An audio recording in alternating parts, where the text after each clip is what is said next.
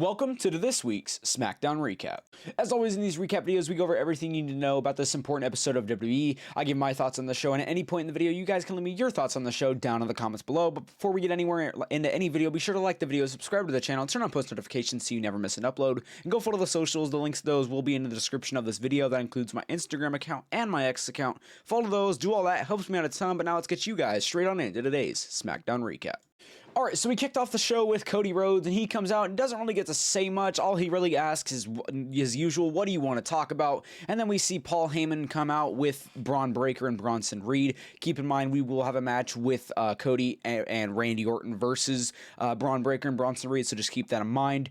So yeah, they come out, and then they just they hop on the apron, and then we see Randy Orton.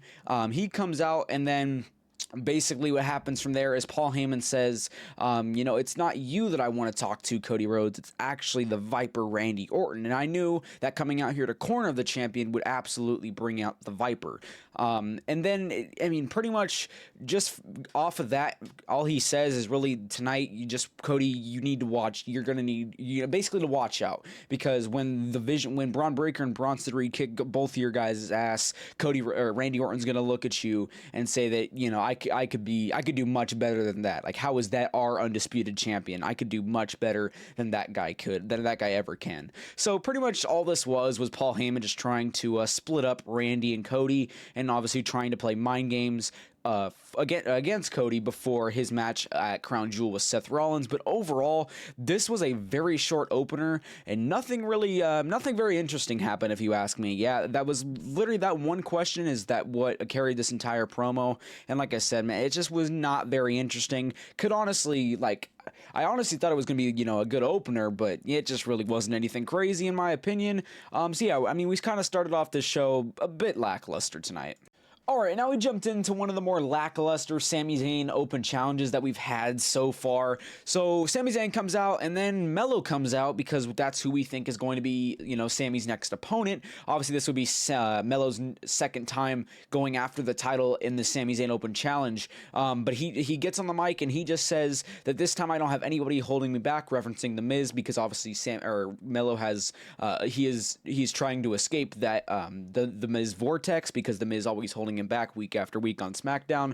But then we see The Miz come out. He hits a skull-crushing finale on Carmelo Hayes, and then that's the end of Carmelo. And then we see Aleister Black come out, and then he says, okay, he'll take the opportunity. So then we jump into Sami Zayn versus Aleister Black, and that is the Sami Zayn Open Challenge for tonight. And just overall, man, this match just was okay. I don't even think Aleister Black needed this opportunity. When I think Sami Zayn Open Challenge, at least the reputation that it's built so far, I think of stars that really need this opportunity. Aleister's not one of those guys right now, and I also think of people just, that really need a chance to prove themselves. And like I said, Aleister fits none of those categories in my opinion. I think he already has proved himself. He is very good in the ring, and I just don't think he needed this opportunity. And throughout this entire match, I really just could care less. Obviously, you already know Sami Zayn is of course going to win here, and just overall, man, I just think Carmelo Hayes should have either way been in this match no matter what. But that's obviously not what we got, and instead, like I said, we got Aleister. But it just really could care less, man. But yeah, Sami Zayn did end up winning here.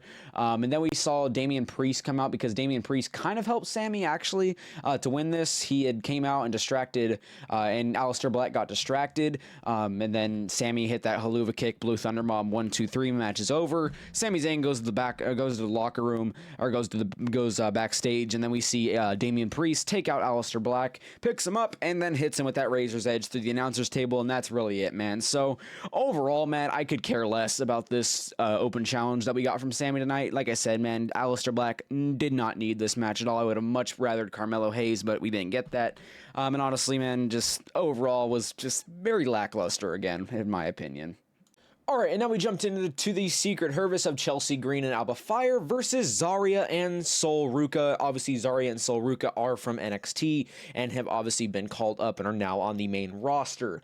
And pretty much in this match, what you need to know is that it was really to showcase Zarya and Sol Ruka to, you know, people that obviously don't watch NXT. And this match did exactly that, man. I think this match portrayed them as a tag team very well. I think this was just overall a great match, just considering that idea. I think Zarya and Sol Ruka did great in this match, and they even won the match to top it all off. So I think overall, man, they actually had great chemistry together, and I think this match, like I said, it portrayed them very well to, you know, maybe just newer fans that don't know who these people are. I know I've seen Sol Ruka in the ring. I believe I did watch her match at Battleground earlier this year, and it was very good. So it was cool to see her tonight. But yeah, very overall, man, this match definitely played its role very well, if you ask me. Overall, it was definitely a solid match, if you ask me. But yeah, overall solid match, and like I said, Zarya and Sol Ruka did pick up the win here. All right, now we jumped into a contract signing between Tiffany Stratton and Stephanie Vaquer ahead of their match at Crown Jewel for the Crown Jewel Women's Championship, and this was just a very lackluster freaking promo between these two, if you ask me.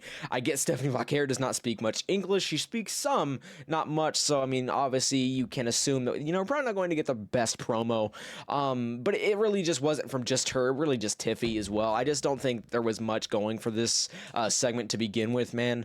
Okay, so yeah, these two come out, and Stephanie just says, as she keeps saying, you know, I respect you, can't wait to get in the, you know, kind of just can't wait to get in the ring with you, but, you know, I've only been champion for 2 weeks, but I will stand on top at Crown Jewel, kind of just what you would expect, basically. And then Tiffy says, you know, pretty much it always is, always will be Tiffy time, and it will be the exact same in Perth, Australia.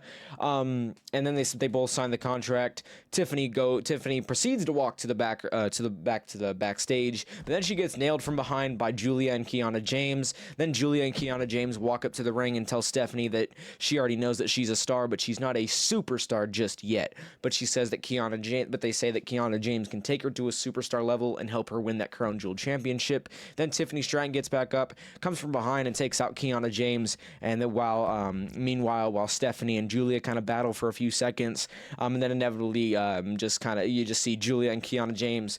They get out of the ring, they run off, and then Stephanie Vaquer and Tiffany stand tall. But overall, that was very unnecessarily, felt very freaking forced. And like I said, the overall promo was just not that good. I just could care less for this segment as a whole. It didn't really start very good, and it ended very freaking poorly, man. So, I mean, that's not to say that I'm not hyped for the Tiffany versus Stephanie at Crown Jewel. I'm definitely hyped for that. I think that will be a great match. But as far as tonight, very sloppy. A lot of things felt forced here, and could really just was not intriguing whatsoever here.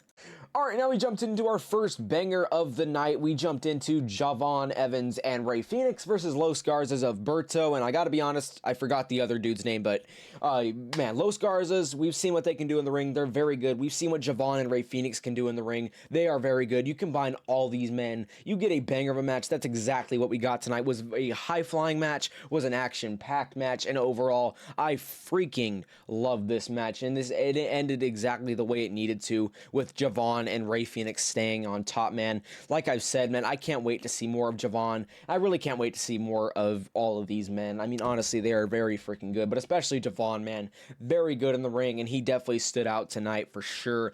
And like I said, cannot wait to see more of him in the ring. But overall, it was a great match. Like I said, there was not at any point in this match where I was just absolutely bored. It was a very solid match from start to freaking end. And like I said, Javon Evans and Rey Fenix do pick up the win here. All right, we have now made it to our main event of the night between Randy Orton and Cody Rhodes versus Bronson Reed and Braun Breaker. And this match, obviously, as you can expect, was very solid. And honestly, I didn't really expect the outcome, because inevitably we did see Braun Breaker and Bronson Reed win. We did see the help of Seth Rollins, of course, though. But either way, man, I really did not expect Braun Breaker and Bronson Reed to win this. I honestly thought it was either going to be a DQ or it was going to be Randy and Cody to win this match, but that's not what we saw. And honestly, I'm fine with that, man. I think it actually makes sense that they lost. And honestly, I'm very glad that they did not have Cody get pinned here. It was Randy that did get pinned. Yes, that may suck, but it definitely was better for the storyline. If Cody got pinned here, man, I think I would have thought he's definitely going to lose at Crown Jewel then. But he obviously, it was a great decision that he did not get pinned. And Randy obviously did get pinned instead. But overall, man, this match was very solid. And man, Braun Breaker and Bronson Reed won this one. And this match really solidifies the fact that these dudes really are the freaking future, man. If they're booking these guys to beat guys like Randy and Cody, especially pinning guys like Randy, man, these guys, WWE definitely sees something in these two. We've known that already, but man, after tonight, I definitely freaking I definitely know that WWE does see something like insane in these men, which is obviously amazing because, you know, these guys from what we've seen from them already has been freaking amazing, and tonight was no different. But like I said, overall was a very solid way to end the night. I mean, just very freaking great. Like I said, Braun Breaker and Bronson Reed do inevitably win here. We do see Seth Rollins after the match go after Cody. That doesn't really work out on him, and he inevitably does take a crossroads, and that ends the night. But yeah, overall was a very solid ending, if you ask me. All right, well, that is going to wrap up this week's SmackDown recap. As far as a whole and rating the show as a whole, man, this show really freaking sucked. There was a few solid parts in there, but as a whole, nothing. It just is nothing compared to what we've seen, and it just kind of really freaking was bad tonight, if you ask me. But as always, be sure to leave me your thoughts on this episode of SmackDown down in the comments below. And as always, before we get out of here, be sure to like the video, subscribe to the channel, turn on post notifications so you never miss an upload, and go follow the socials. The links to those will be in the description of the video. The socials do include my Instagram account and my X account. Do all that, helps me out a ton, and I will catch y'all boys in the next one. Peace.